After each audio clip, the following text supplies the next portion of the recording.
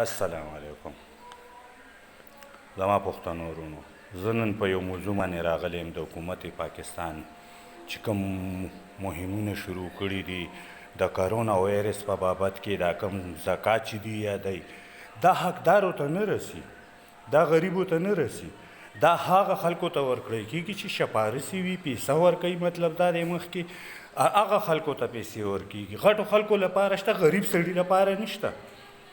دا مې اس ام اس وګورئ، دا یو انسان لیږلي دي، اوسه پورې د دې جواب نه دی ورکړی شوی. دا ګورئ په 4مه میاشت 3 تاریخ باندې لیږلی شوی دی، په 4مه میاشت 4 تاریخ باندې لیږلی شوی دی، بیا په 5مه میاشت 4 تاریخ باندې لیږلی شوی دی.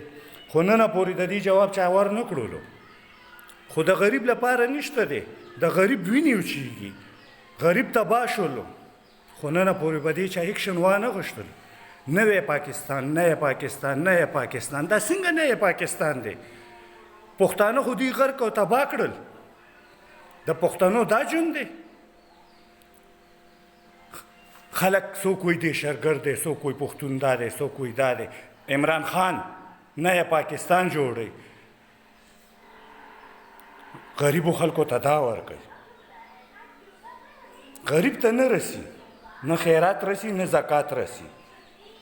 کوم خلک چې دی را مخکې کړي ټول رشوت خواره دي. او په دې موضوع به زه بیا هم راځم، بیا به هم راځم، بیا به هم راځم. او زما ټولو میډیا والا ته دا ریکویسټ دی، دا درخواست دی، دا مې سوال دی چې په دې ځینو باندې تاسو ګرځئ، په دې کالجونو، په دې سکولونو تاسو ګرځئ چې خلکو سره څه کېږي. که پیسې ویم خلکو ته وایي نشته دی. ولې چې هلته شپارسیانو له ورکېږي، د چیرمینانو خلکو له ورکړی کېږي، د ممبرانو خلکو له ورکړی کېږي، غریب له نه ورکړی کېږي.